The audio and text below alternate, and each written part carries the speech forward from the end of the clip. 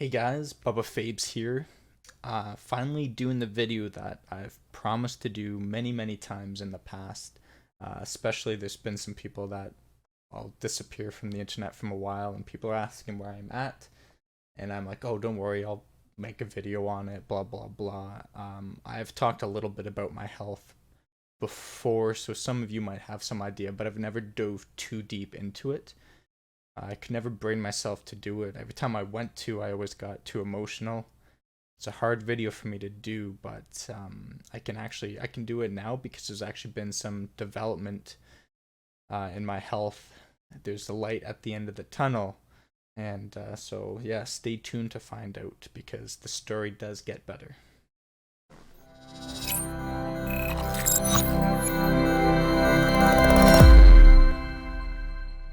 About 3 years ago is kind of when it all started, and I was actually like newly married. I was happy, and I even landed my dream job.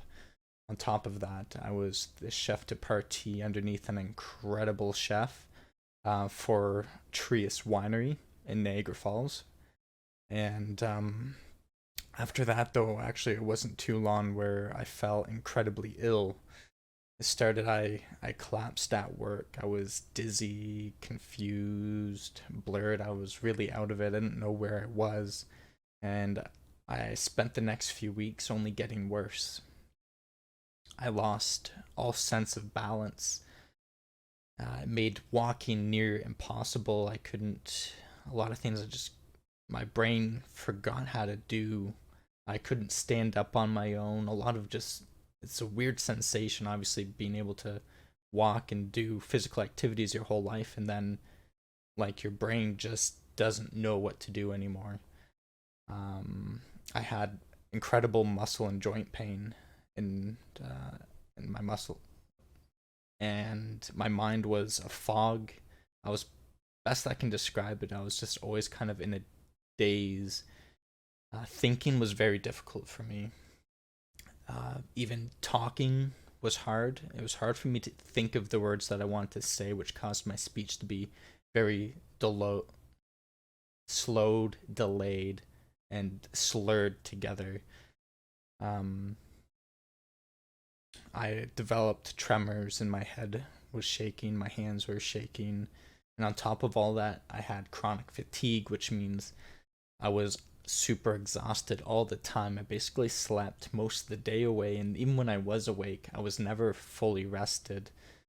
As the symptoms got worse, we searched and we traveled to many different doctors to try to find answers. A lot of the symptoms were showing things, a lot of neurological diseases like MS, even like fibromyalgia symptoms, but all the tests and all the doctors that we went to mostly came up clean. And this carried on for over a year, and eventually I live in Canada, and so I sent my blood work to the States, to a special lab in the States where they do a more recent blood test. Canada's a little bit behind on that. My results came back and I had Lyme disease. And again, Canada's Lyme disease test is super outdated, and even whatever result you get, it has a high possibility of being a false result, which makes basically whatever test result you get, you can't even really trust it to begin with, so it's kind of a crappy result. And that one I failed, as it said, but the American one with the more recent test, it came back positive. But because it was a test from the States, it wasn't recognized in the Canada healthcare system. So even from knowing this, I couldn't get any financial help for anything in Canada. And during this whole time, I haven't even been able to work. So I had to rely on my wife, who's going through to become a teacher, which is very inconsistent work at the start. So it was very difficult. Having received the results, though, was a big burden off my chest because just knowing what was wrong with me was also half the battle. It's scary to kind of go through something like that, and none of the doctors know what's wrong with you, and you always assume the worst. So it was kind of, even though it's still not a great result to get back, it was still a step forward. So Um, but again, because it wasn't recognized in Canada, everything had to come out of my own pocket. And through the medical healthcare system, there is no real Lyme disease treatment. Even the doctor's basic knowledge of Lyme disease is super outdated. There's so many things that Lyme disease, not that doctors tell you about Lyme disease and ticks and stuff that aren't even true. Um, I'll guess I didn't plan, but just throw this in. At first, a lot of the doctors said that if a tick bites you, you'll know because you'll get a bullseye bruise mark. That's not true. Actually, a very low percentage of people get bullseye bruise marks. If you if you even think you got bit by a tick, go in and get antibiotics done. If you find out soon enough, antibiotics will take care of it early on. But after a certain period, I think it was like 6 months or something, then antibiotics, it's already in your system. Antibiotics won't be enough to do it. And Lyme disease is a super complex disease. The more that science is looking into it, the more complex it's getting, which is why there's no simple fix, no medicine that you can get in Canada that can do it, because it's such an invasive disease. And I'll get more into that later. But now, basically, knowing that it's Lyme disease, no one really knows what to do with it in Canada. A lot of it, the doctors kind of becomes learn to deal with it sort of mentality, which is not what anyone wants to hear when they're in their 20s, can't work, can barely move, sleep most of the time, they're in constant pain. It's not a life that you just want to learn to deal with.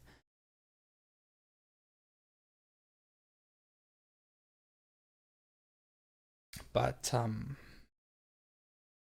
so eventually we did find um a naturopath, and not naturopath. Well, yeah, we went to a lot of naturopath doctors and stuff, and they helped with a lot of dealing with not just the symptoms, but they try to find the causes and support, the liver, the organs, and all these things. And they've definitely increased my health a lot, and put me on a really healthy diet and just try to make my body the best that it can be. And on top of that, I found, and I was super lucky to get in with them. They're a special physiotherapy group. They specialize in, it's a private practice, and they specialize in a lot of neurological patients. So people that have MS, people brain damage like car accidents and stuff, and they work with them. And because my case was such a mystery, I was actually lucky to get in. There's usually a huge waiting list, and through their help, they actually helped me a lot, to increase my balance. I was able to slowly learn to walk again, um, able to move around on my own, and basically working on my brain function. And um, I've come a long way over the past few years thanks to them. And but there's still a lot that we haven't been able to work on that's holding me back. Eventually, we couldn't afford our apartment anymore, because we did have to pay for the physiotherapy and the natural path and just all these like kind of natural remedies and stuff, anything to keep me as healthy as possible. We weren't able to afford our apartment, and we were forced to move out. Luckily enough, um, some close friends of ours that we met at our church, they just got married and they bought a new house, so they actually invited us to live with them, which allowed us to stay in Niagara. So Shannon, my wife, can keep working, and I can continue with the physiotherapy that's been helping me out so much. Um, One of the main struggles, though, still, and there's a lot of things that we haven't, as much as I've gotten better, there's still some things that we haven't quite been able to tap into, and one of them is the chronic fatigue. And a lot of people like because it's one of those hidden disabilities that when you look at me, it's something you can't see, but that affects me a lot. Um, Small events, like little things that won't seem like anything to a normal person, is exhausting for me. Something simple as like going out to the store, to the mall or whatnot. It's very taxing on my energy. Even days where I don't do much of anything, halfway through the day I just crash because I'm so tired and I have to sleep for like an hour and a half, 2 hours sometimes, just to try to regain some energy, and that takes up a lot of time, and it makes it has had a huge effect on my social life. Needing to schedule everything around sleeping most of the day, just little windows. And um, one of the main things that I don't talk about that comes with all of this, mental, physical taxation, is just a lot of the depression. And that's one of the main things that has caused me to drop in and out of being on the internet and making videos sometimes, is just depression. And there's a lot of people that are depressed or that know about depression, and sometimes like even leaving your own room can be hard, and I've gone through times where I haven't even left my room because it was just too much. And that's also why it's been harder for me to actually follow through with my promise in making this videos, because it requires me to talk about that. But and on top of that is just like other kind of these mental emotional things, like anxiety. Having to deal with anxiety, something that I've never dealt with before. I was social, I loved big groups of people and talking, but like through all of this and whatever mental changes have happened, just like groups and stuff, it's exhausting, and I get a lot of panic attacks. um and that's another thing I don't like to talk about, because I know the whole stigma and talking about it breaks the stigma, but it's not easy. Um, but and for the longest time, this seemed to be my life. Most people that I talk to with Lyme disease is, again, just like what the doctors, just learned to deal with it, and it's just kind of what my life was gonna be. I was gonna try to be as healthy and as active as I could, but there always seemed to be this wall that we just couldn't break. Um, Now, my family and stuff, we've been always looking for answers, and there's a lot of clinics we've known about in the States that deal with Lyme disease, and we've researched them. Um, some of them like over $100,000 for it, and others just like not even like the results. People leaving weren't always like, they didn't always last very long. Like people felt great, but it didn't last forever. And then others, it was just like they came out and they weren't better and whatnot. So it didn't always seem positive. And there was a lot of money to throw into a game of chance. And Lyme disease affects different people different ways. There's little micro strands of them, and so we didn't know to the extreme that mine was whether or not it would be helpful. Now, recently, we actually came into contact with this clinic in Germany, that this doctor there, and we were able to talk to a lot of the patients that have gone there, and we actually even sat down with one of the patients and the doctor himself, and we were able to ask him about this whole thing. And he has had incredible success with Lyme disease, and we've researched it through and through and whatnot, and we actually think that he can help me. He's helped so many people, and this is, the hope that we were kind of looking for. And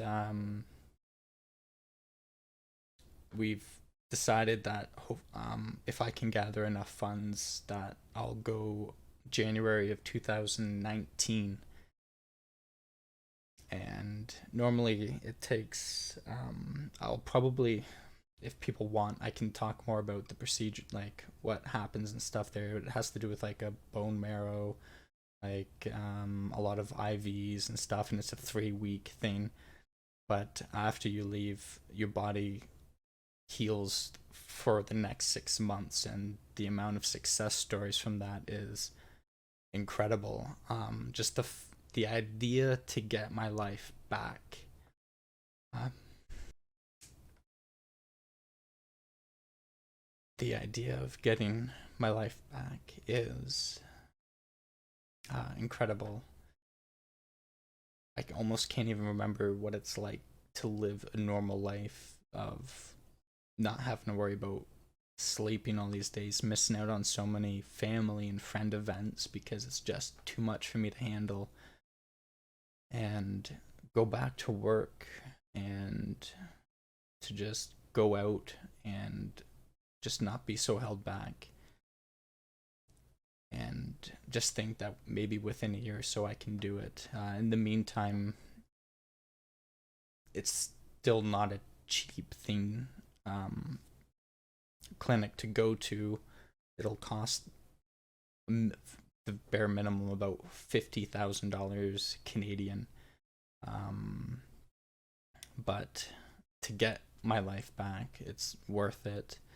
Right now, I do have a GoFundMe set up by my sister-in-law. She went and set me up with a GoFundMe, and we're hoping that we'll be able to make the funds to send me by January. Now, I just want people to know that I'm not making this video to hide, like, to bring you guys to this end to tell you that, oh, he's asking for money. It's actually quite the opposite. It's because of this hope that I can make this video and actually be honest with you guys about me, and that's what I want to just be out in the open. I'm not trying to hide anything, and I think that's important, especially with things like depression and anxiety, because so many people deal with it, and it's best for it to be talked about. But again, it is a lot of money. Each bit helps. For those, whether or not you do donate, that's fantastic, and I super appreciate that. But even just sharing it with your family and friends, because I know a lot of people are going through hard times, and that's fine. But this is just my story, and if you're just watching this video to learn more about me, that's fantastic. If you're out there and you do want to help, I'll link the GoFundMe down below. You can actually read more about this whole thing in the GoFundMe from my sister-in-law's point of view. And again, if you have any questions, go ahead and leave them down below. I'll try to go through as much of them as possible. And yeah, this is me. This is my journey, and I'm hoping that within the next year, it'll be a completely different story, and I'll try to keep you guys up to date as much as possible on this, especially if I go to Germany.